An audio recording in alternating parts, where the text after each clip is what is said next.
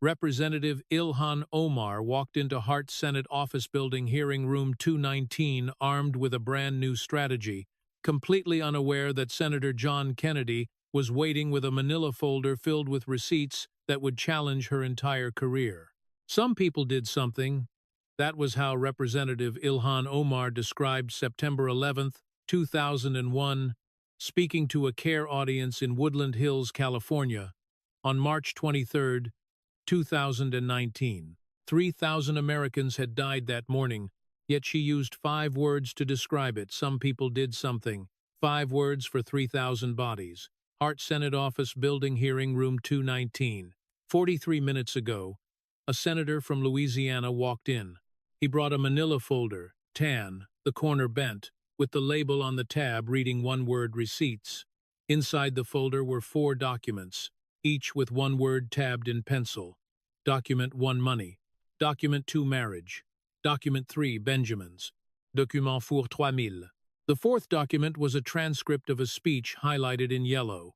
The yellow ran under 5 specific words. Some people did something. Senator John Kennedy of Louisiana brought no witnesses. Because he didn't need any, he had the speaker. Hit that like button and subscribe, because in the next 40 minutes, a country lawyer from Madisonville, Louisiana, is going to ask Representative Ilhan Omar 4 questions. The 4th question will name every American who died. Let's go back 43 minutes to the moment Ilhan Omar walked into Hart 219 with her brand new strategy. The strategy was identity. However, the strategy did not survive the manila folder. The hearing room was wood-paneled, with a high ceiling, lit by long fluorescents that hummed faintly above the bench. 4.8 million Americans were watching live. Omar wore a navy blazer and a white headscarf pinned at the temple. Her leather notebook sat on the bench in front of her. In her left hand, folded once, was a small white card with her own handwriting on the inside. It contained 3 lines she had written in her kitchen at 1147 the night before, after her staff had left. She had not yet noticed the folder across the bench. Senator John Kennedy of Louisiana sat with the manila folder and 1 styrofoam coffee cup.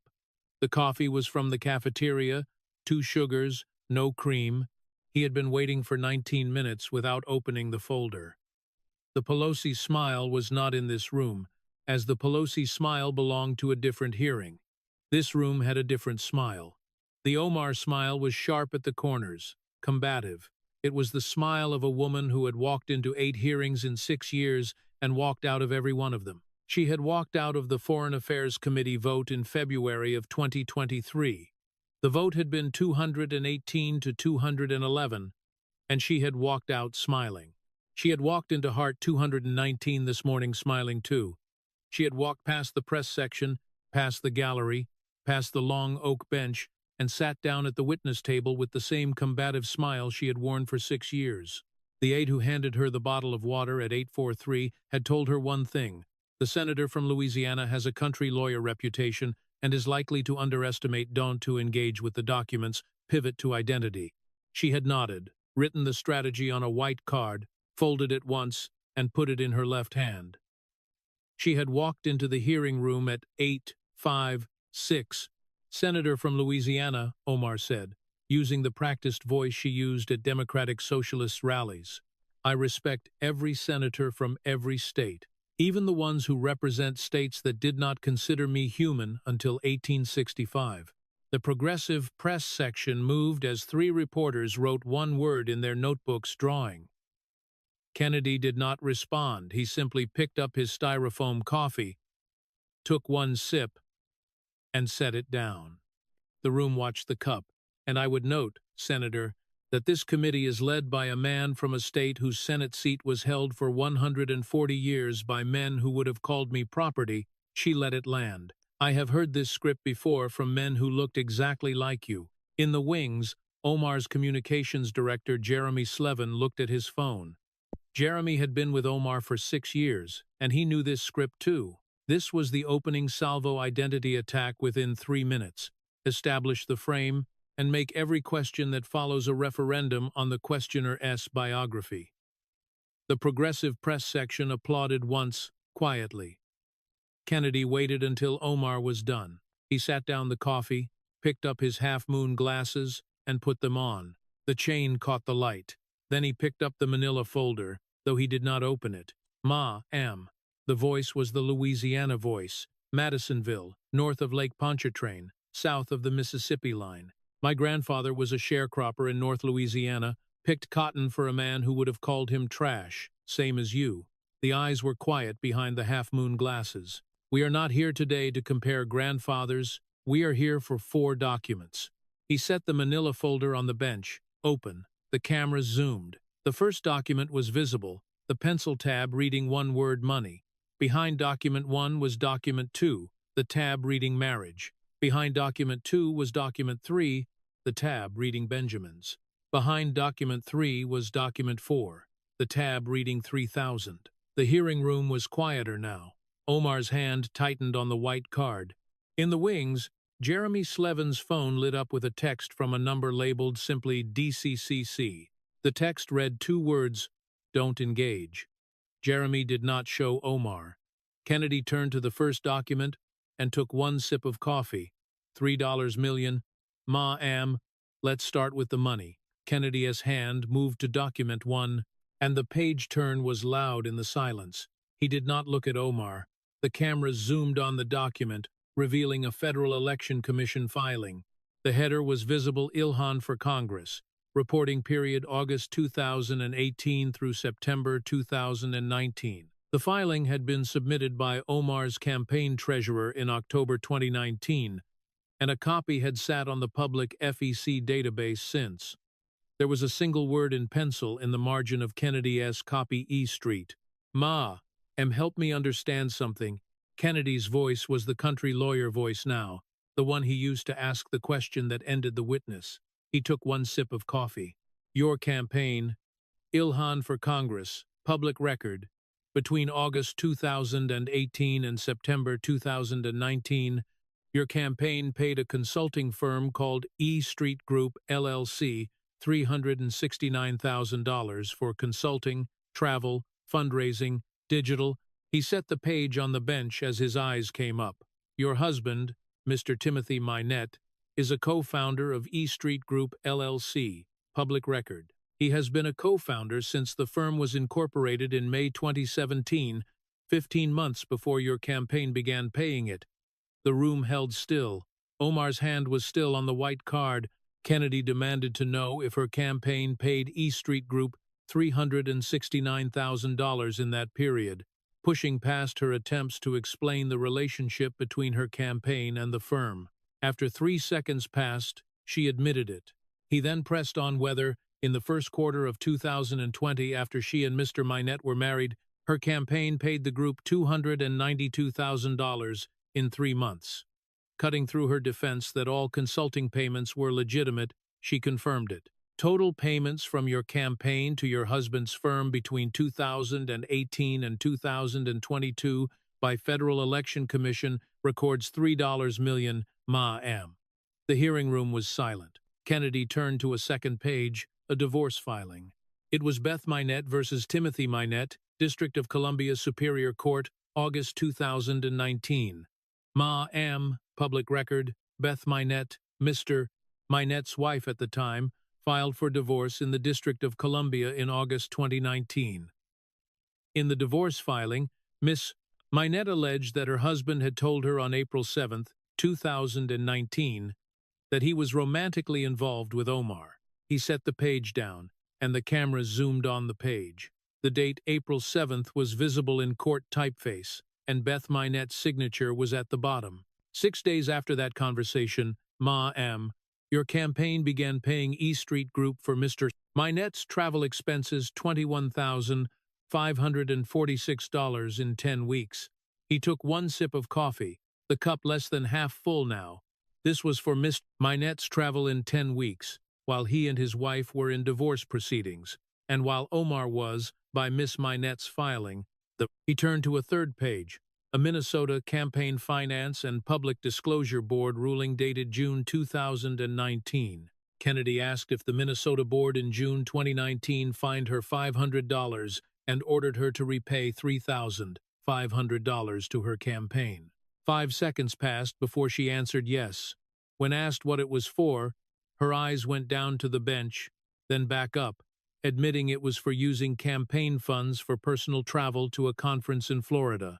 The board had found her use of campaign funds for personal travel to be a violation of Minnesota law. He set the page down.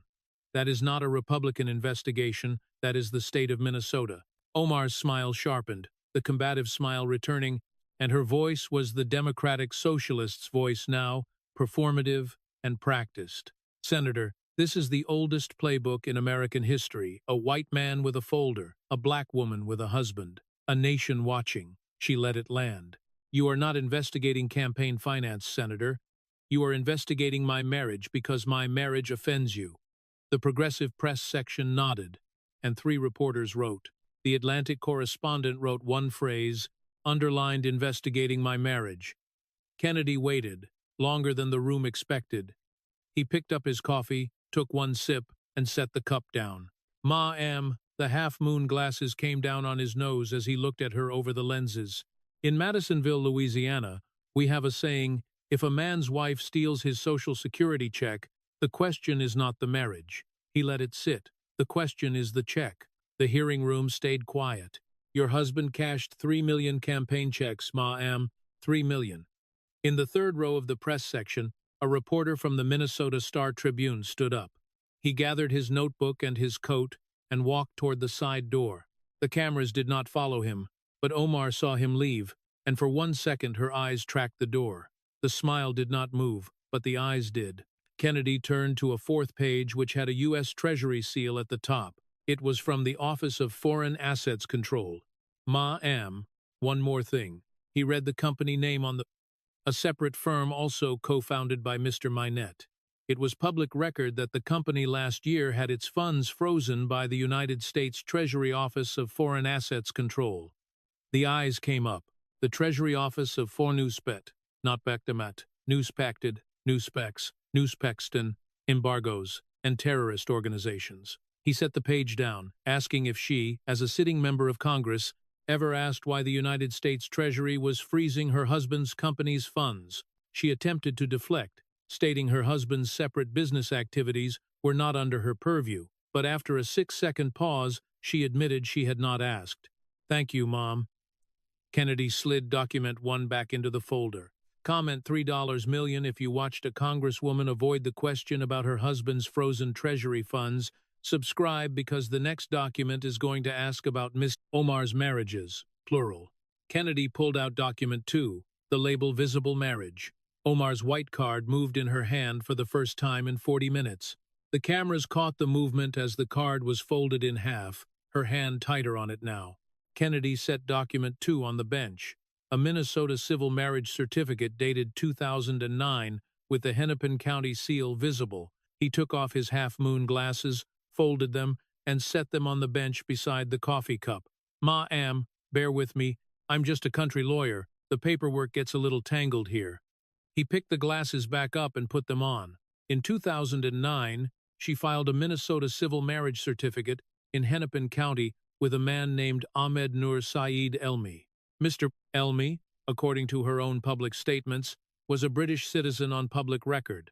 He let it sit, securing her confirmation that she legally married Ahmed Nur Saeed Elmi in Hennepin County, Minnesota, in 2009. Kennedy turned to a second page, a public statement from Omar from a 2016 Star-Tribune interview. He questioned if, in 2002, she also entered a religious marriage to a different man named Ahmed Hirsi. She argued that traditional Somali marriages are not legally registered, but after 5 seconds, she confirmed it. Kennedy then asked if that religious marriage to Mr. Hirsi was legally dissolved before she filed the civil marriage certificate to Mr. Ilmin Kaksituhatta Uhdeksan. The camera zoomed as her eyes went to Jeremy Slevin in the wings. Slevin's face was tight, and he did not look at her. After 8 agonizing seconds, she admitted the religious marriage to Mr. Hirsi was not legally dissolved until 2017. Thank you, Ma-am. Kennedy set the page down.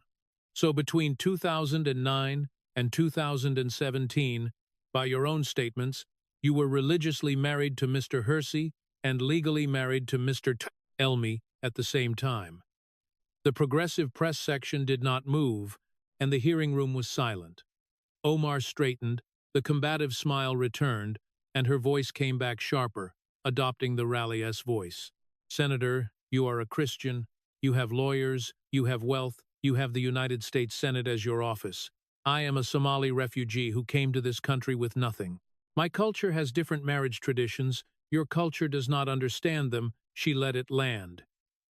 This is cultural Islamophobia with a manila folder. The progressive press section nodded. Kennedy waited, picked up his coffee, took one sip, and set the cup down. The cup was almost empty now. Ma'am, the half-moon glasses came off again, folded, and set on the bench. I grew up in Madisonville, Louisiana. We have Catholic, Baptist, Methodist, Pentecostal, and one mosque. In every one of those traditions, marrying your brother is not a tradition. He let it sit. It is a felony in every state in the United States, including Minnesota. He turned to a fourth page, a Minnesota statute highlighted. It was Section 609.365, Minnesota Statute 609.365, incest, a felony carrying up to 10 years. He set the page down. That is not Islamophobia, Mom. That is the Minnesota State Legislature. In the second row of the gallery, a man in a dark gray suit opened a manila folder of his own. The folder had the seal of U.S. Citizenship and Immigration Services. The man wrote one word on a notepad inside the folder match. The cameras caught this for 2 seconds. The man's badge was visible, marking him as a DHS investigator, special agent. Omar did not see him, but Senator Tim Scott of South Carolina did. Senator Scott was the only black Republican on the Senate Judiciary Subcommittee, and he sat to the left of Kennedy. He had been a U.S. Senator for 11 years, having grown up in North Charleston, South Carolina, as the grandson of a man who picked cotton and the son of a single mother who worked 6-hour shifts. Senator Scott had not spoken in this hearing. When Omar said cultural Islamophobia, Senator Scott did not turn his head, he did not nod, and he did not defend her. His face was hard. The cameras held on Senator Scott for 1 full second.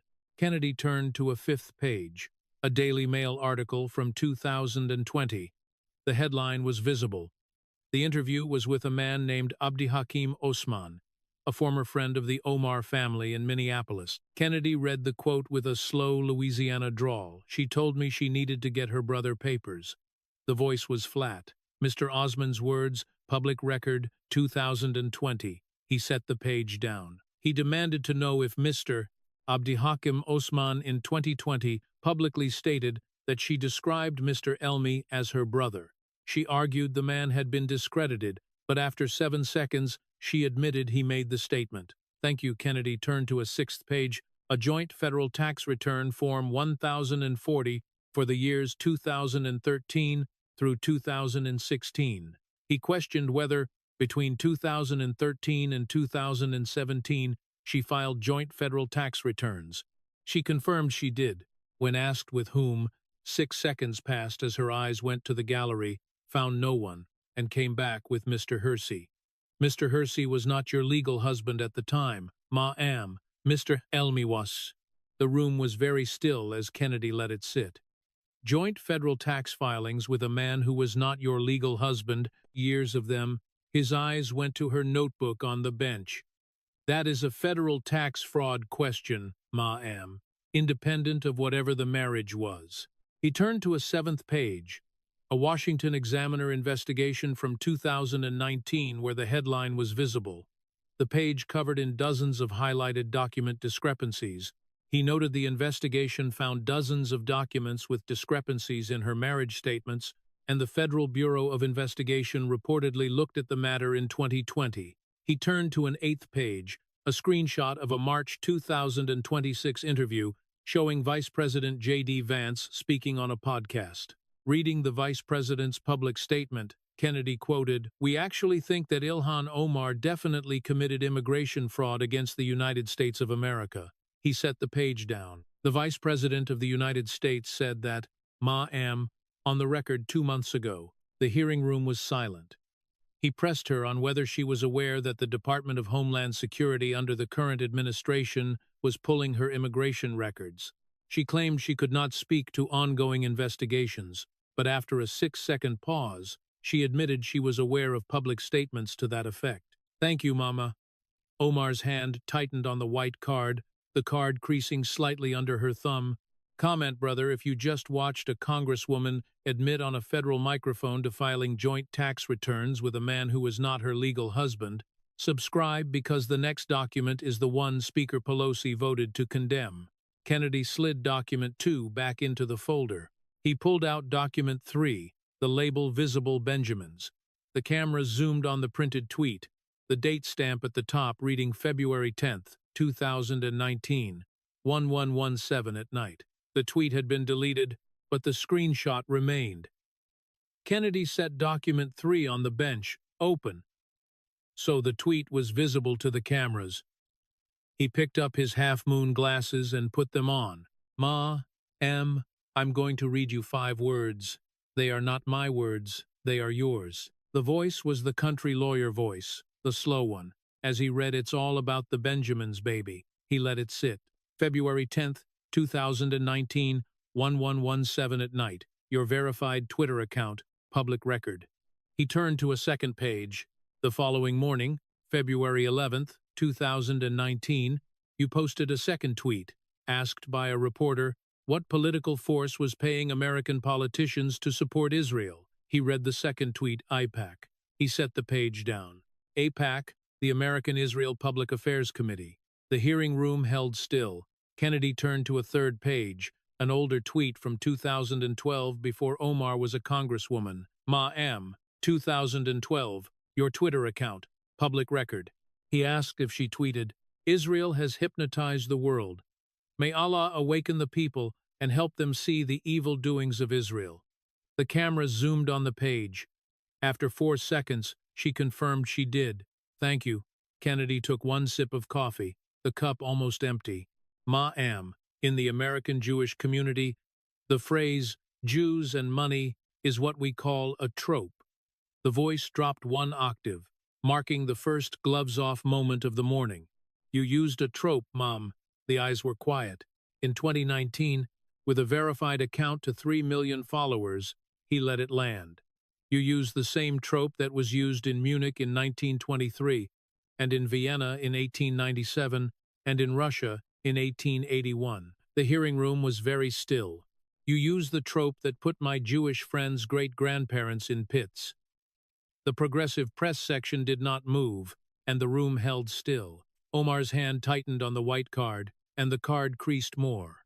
"Senator, I have apologized for that tweet." Her voice was tighter now. "I have spent 6 years building bridges with the Jewish community." She straightened.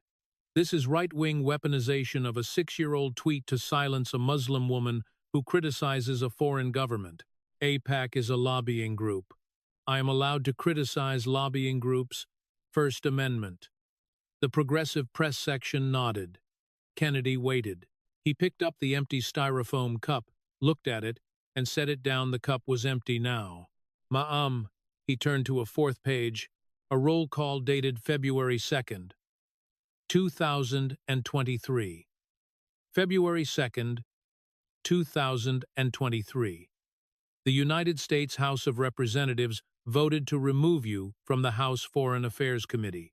He read the vote 218 to 211. He set the page down. He forced her to confirm that Speaker Nancy Pelosi in 2019 publicly condemned her tweets about Israel and AIPAC, which she admitted after 5 seconds. He then listed how Representative Jerry Nadler of New York, a Jewish Democrat, publicly condemned the tweets, and how the House of Representatives, in a bipartisan resolution, House Resolution 241, formally condemned the comments. After 8 seconds passed, she admitted to this as well. "Thank you, Mom." Kennedy turned to a 5th page. It was House Resolution 1272, filed in 2024 as a censure resolution. He quoted from the resolution text, citing her recent hateful comments and history of anti-Semitism.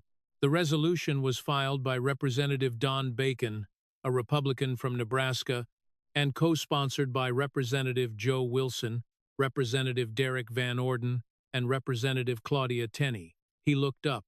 The resolution cited your repeated public characterization of Israel as, quote, an apartheid state, and your repeated public accusations that Israel was committing, quote, genocide. Both statements are part of your public record, ma'am. He turned to a sixth page, a public statement from Daniel B. Shapiro, former U.S. ambassador to Israel under President Obama. Kennedy read the 2019 Shapiro statement slowly.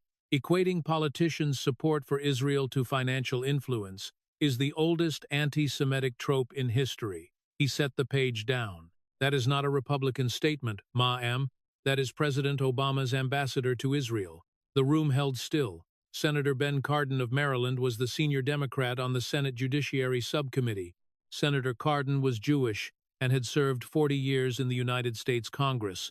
When Kennedy read the Pelosi condemnation, the Nadler condemnation, and the House resolution, Senator Cardin did not look at Omar.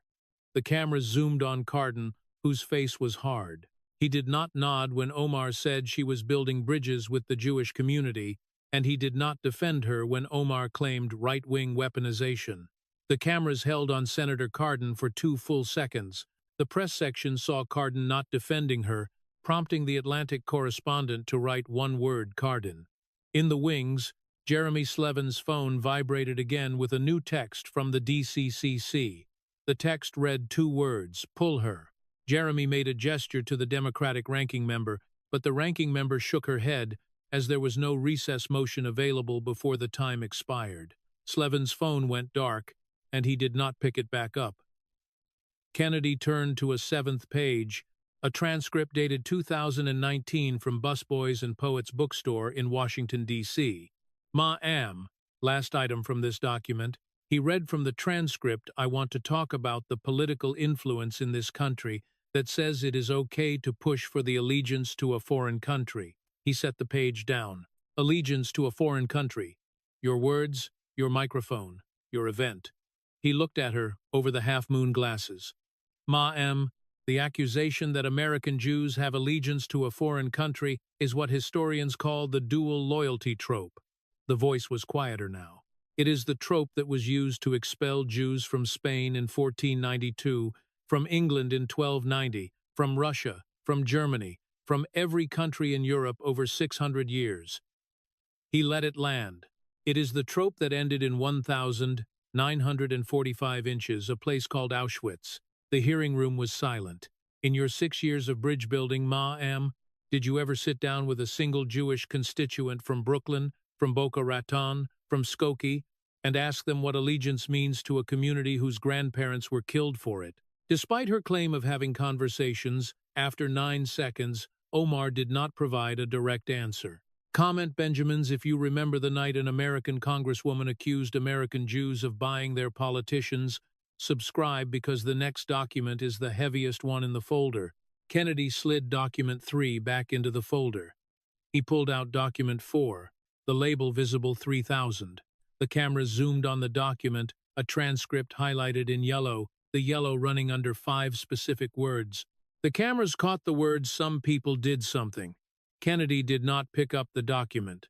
He let it sit on the bench, open, the yellow highlight visible. He took off his half-moon glasses, folded them slowly. The chain swung once, and set them on the bench beside the empty styrofoam coffee cup. Then he picked up the document. The hearing room was quieter than it had been all morning. Ma'am, I am going to read you 5 words. They are not my words, they are yours. The voice was the slowest it had been all day as he read. Some people did something. The 5 words sat on the bench between them. March 23, 2019, Council on American Islamic Relations, Greater Los Angeles, 4th Annual Valley Banquet, Hilton, Woodland Hills, California. He let the location sit. Your speech, 20 minutes long, live streamed by Fox News on Facebook, over 1 million views. He turned to a second page in the document. Ma'am, 20 seconds before the line about September 11th, you told the audience, and I quote, raise hell, make people uncomfortable.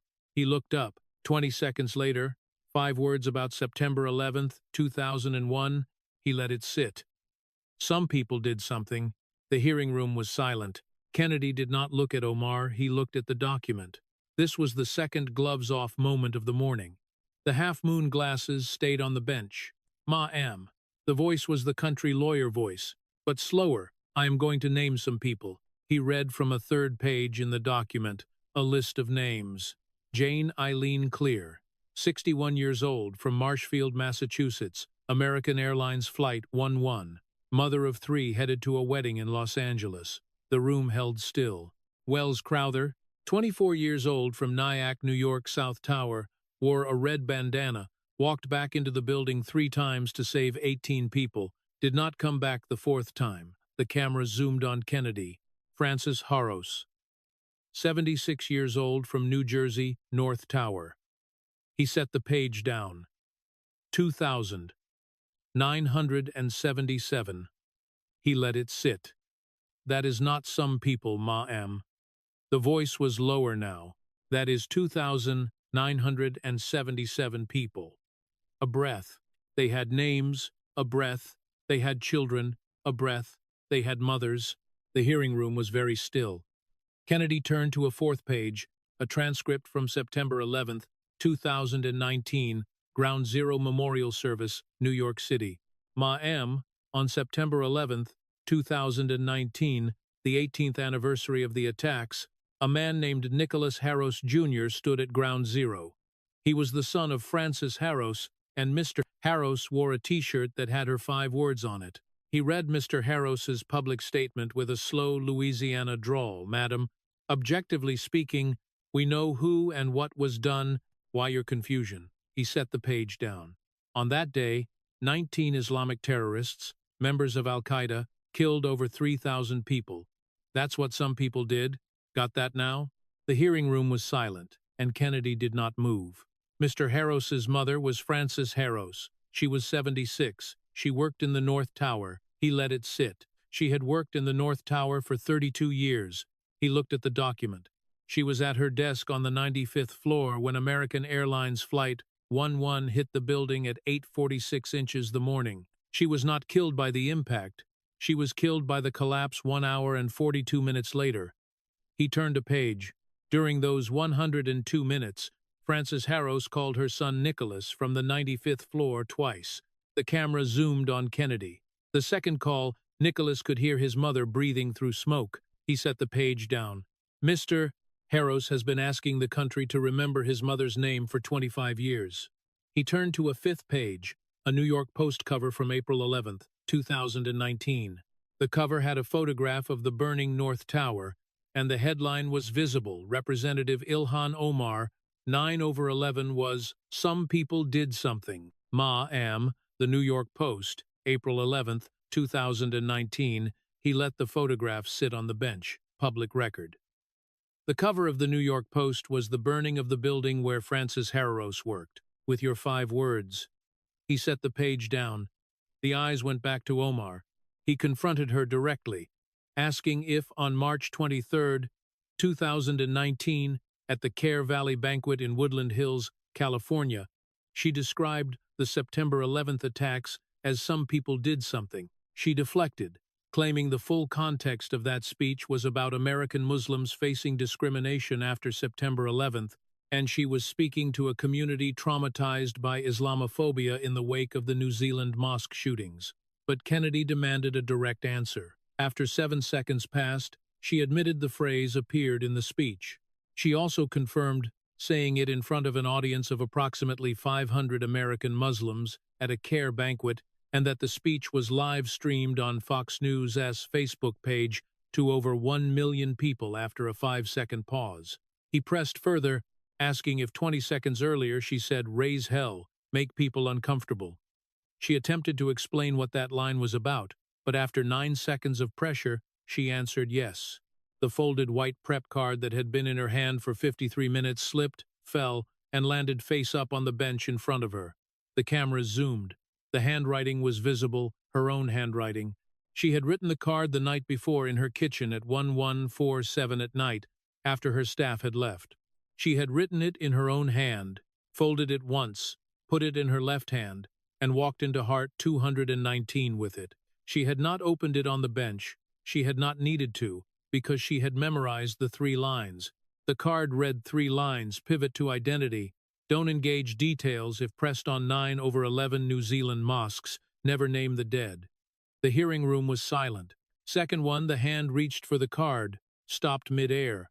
Second 2, the hand dropped. Second 3, the lips parted, no sound. Second 4, the lips closed. Second 5, the right hand reached for the water glass, picked it up, lifted it halfway to the mouth, set it back down the water, never touched her lips. Second 6, the headscarf shifted slightly at the temple, but she did not adjust it. Second 7, the eyes scanned the gallery and found Senator Cardin, but Cardin was not looking at her. Second 8, the eyes found the Democratic ranking member, but the ranking member was not looking at her. Second 9, the eyes found Jeremy Slevin in the wings. Slevin's phone was in his lap, and Slevin was not looking at her. Second 10, the lips parted again, no sound. Second 11, the lips closed. The card lay face up on the bench. The cameras held on the card where the handwriting was visible to 4.8 million Americans, never named the dead. In the wings, Jeremy Slevin's phone went black, and he did not pick it back up. 12 seconds. 13, 14. Kennedy did not move. He picked up his half-moon glasses, folded them, and set them on the back. He picked up the manila folder and closed it slowly. The 3 7-page folder with the 4 documents closed, and the label receipts was visible. Ma-am. The voice was the lowest it had been all morning. He looked at the white card on the bench, face up, her handwriting visible. 2,977. Mom, a breath. You wrote, never name the dead. He let it sit. I just named 3. Comment 3,000 names if you watched a country lawyer from Madisonville, Louisiana name 3 Americans who died on September 11, 2001. Subscribe, because the next chapter is the one question that decides everything. The card stayed face up on the bench, the handwriting stayed visible, and the smile did not return. Kennedy picked up the manila folder, held it briefly, and set it down. The folder was closed, and the label receipts was visible. Ma-em. One question. The room held still. He let the silence build for 4 seconds. Across $3 million in campaign payments to your husband's firm, across 1 Minnesota civil marriage certificate to a man your friend says you called your brother, across 1 tweet about Benjamins, 1 town hall about allegiance, 1 vote of 218 to 211, a breath. Across 2,977 Americans who died on a Tuesday morning in September of 2001, he let the 4 facts sit on the bench. Yes or no, Ma-am? Do you owe the country an apology? The hearing room was silent. Omar's hands rested on the bench. The folded white prep card was still face up, her handwriting still visible. The water glass was still half full, the water still in the glass, and the microphone was still in front of her. She tried the identity card one more time, and her voice was tighter than it had been all morning. Senator, this entire proceeding has been a partisan witch hunt by a Republican senator from a state that she started. But he cut her off, demanding a direct answer. This is the oldest playbook, and she tried again. I'll wait, Kennedy countered. The first, second, the second, the third. She looked at Senator Cardin, but Cardin was not looking at her. The fourth, the fifth, the sixth. She looked at the Democratic ranking member, but the ranking member was not looking at her. The seventh, the eighth. She looked at the prep card on the bench, where the handwriting was still visible, never named the dead. The ninth, the 10th. She cleared her throat, the sound small but caught by the microphone. I have apologized many times, Senator. The voice was small now. Did you apologize today, Ma? 6 seconds passed as Omar did not answer. The 11th second, the 12th. Kennedy nodded once. He picked up the manila folder and set it on the bench, open to document 1, where the label money was visible. Mr. Chairman, I yield the remainder of my time. He pushed the folder forward on the bench. The folder is entered into the record. The country can read it tonight. The chairman gave a 30-minute recess, and the gavel hit twice, the sound carrying through the room. Omar stood, the navy blazer adjusting itself on her shoulders, while the headscarf stayed at the temple. She did not pick up the prep card, she did not pick up the leather notebook, and she did not pick up the half-full water glass. She gathered her phone and her water bottle slowly. Her hands moved deliberately, the way hands move when they are not sure what they are supposed to do next. She did not look at Jeremy. She did not look at Senator Cardin. She did not look at Senator Tim Scott. And she did not look at Kennedy. She walked toward the side door. The walk was 12 steps, and the cameras counted them. Step 1, her left hand was empty now, as the card had fallen from it minutes ago, and she had not picked it back up. Step 2, the press section was silent, and the progressive reporters had stopped writing. Step 3, the Democratic ranking member was looking at her own notebook. Step 4, the DHS investigator in the second row of the gallery had closed his manila folder, the word match locked inside. Step 5, the cameras counted every step. Step 6, the aide who had handed her the water bottle at 8:43 was not in the room. Step 7, her phone was in her right hand, the screen dark. Step 8, her left hand reached up, touched the temple of her headscarf, but the scarf had not moved. Step 9, the hand dropped. Step 10, the press section watched her. Step 11, the cameras held on her back. Step 12, she reached the door. At the door, she paused, and the cameras followed her. Kennedy was still seated, the folder on the bench open to document 1, and he was not looking at her, he was looking at the folder. She paused. My door is open any time. He picked up his empty styrofoam coffee cup and looked at it. You bring me your version of the documents. We will go through them page by page. The voice was quiet now. The country will wait. She did not respond, and she walked out. The folder stayed on the bench, open to document 1. The prep card stayed face up on the witness table. The leather notebook stayed where she had left it, and the water glass stayed half full. The door closed behind her with the kind of sound a heavy door makes when nobody on either side wants to slam it, but nobody wants to soften it either. By 11384, 4 hashtags trended on every American platform. Number some people did something. Number 30000 names. Number never name the dead. Number receipts folder. The 5:3 clip of the prep card sliding from her hand by sundown had 78 million views. The 1:1 clip of Kennedy reading 3 names had 94 million, and the 8-second clip of the prep card handwriting, never name the dead, was the most shared image of the day. In Marshfield, Massachusetts, a man whose mother was Jane Eileen Clear watched the clip on his phone. He had not heard his mother's name said on national television in 23 years. He was 61 now, and his mother had been 61 when she died. In Nyack, New York, a woman who was the sister of Wells Crowther watched the clip. She kept her brother's red bandana in a frame on her mantel. She had been 22 when Wells climbed back into the South Tower for the 4th time, and she was 46 now. In New Jersey, Nicholas Harros, Jr. posted on social media one sentence. The sentence read, "Today, a senator from Louisiana named my mother after 25 years." That sentence by sundown was the most quoted line on the American internet. In Bay Ridge, Brooklyn, a retired New York Police Department officer watched the clip. He had been at the South Tower on September 11, 2001, and had carried 4 people out before the building came down. He had not said his colleagues' names on television in 25 years. He said them in his living room to his wife, who had been waiting for someone to say them. Jeremy Slevin released a statement on behalf of Omar at 114. It consisted of 11 sentences, utilizing the word partisan 3 times, the phrase Republican witch hunt twice, the phrase Muslim woman of color 4 times, and the phrase raise hell and make people uncomfortable once. The statement did not mention the Tim Minette payments. It did not mention the Ahmed Nur Saeed Elmi marriage certificate. It did not mention Francis Harros. It did not mention Jane Eileen Clear, and it did not mention Wells Crowther.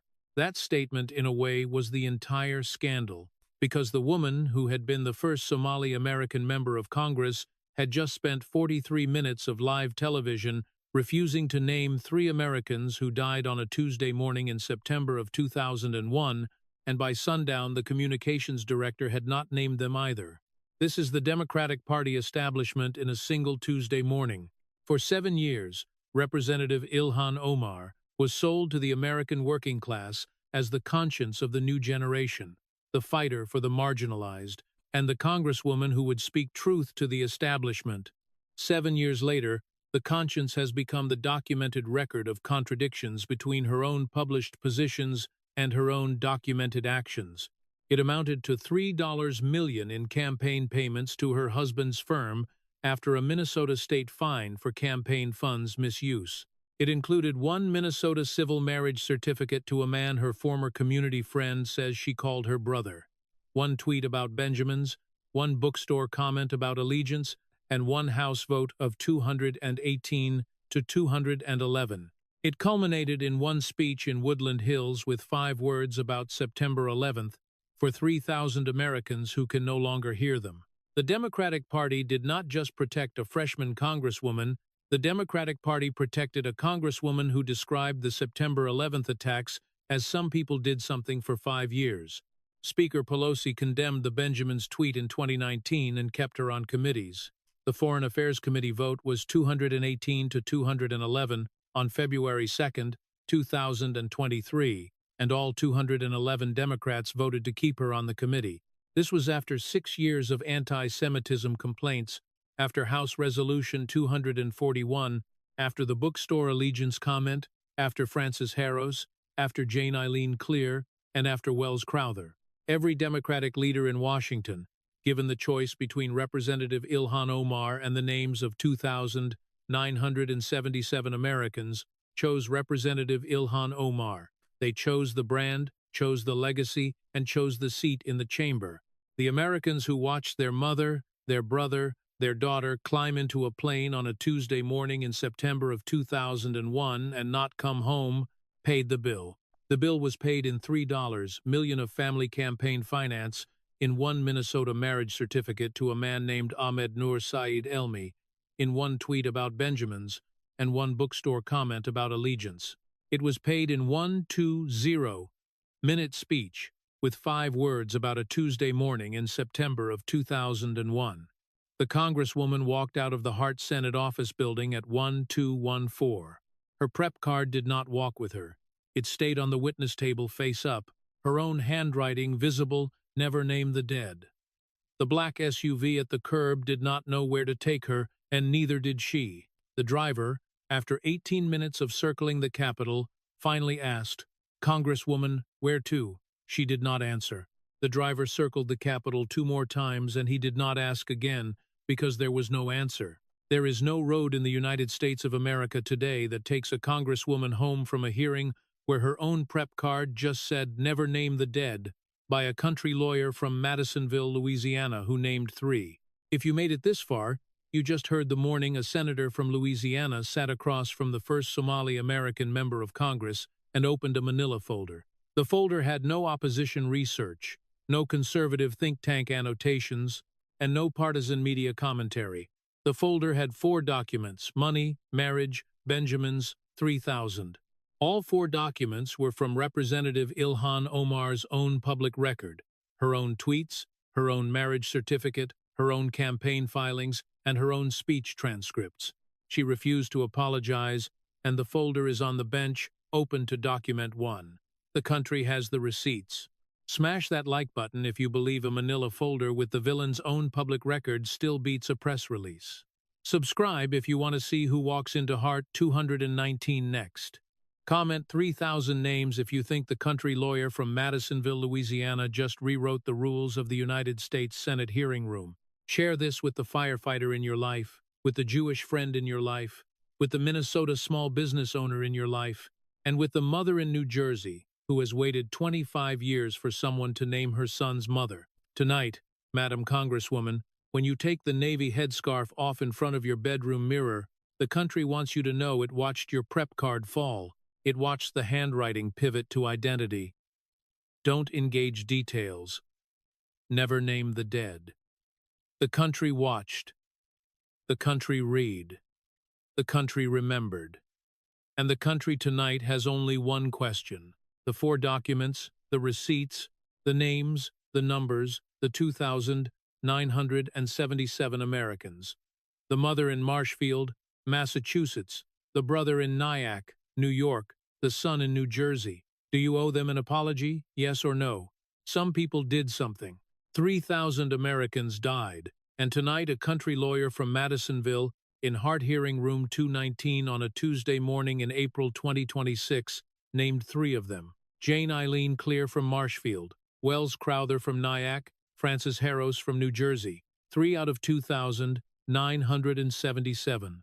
The country will name the rest, page by page, folder by folder, hearing room by hearing room, until every American who climbed onto an airplane on that Tuesday morning, or sat down at a desk on the 95th floor, or pulled on a fire helmet at 60 inches the morning, or kissed their child goodbye at 700 has been named on a federal microphone by a country lawyer with a manila folder. The folder is on the bench, the country is reading, the receipts are public, and the names are coming. The folder, the receipts, the names, the country has been waiting 25 years. Tonight the country listens, tonight the country remembers, tonight the country says the names. Madam Congresswoman, your turn now. The country is waiting, the country has the names, the country has the receipts. So I leave you with this final open question. After witnessing the undeniable evidence regarding the campaign finances, the marriages, the rhetoric, and hearing the names of the 2,977 Americans, do you believe Ilhan Omar owes this country an apology? Or is there another side to this political showdown? Let me know your thoughts down in the comments below.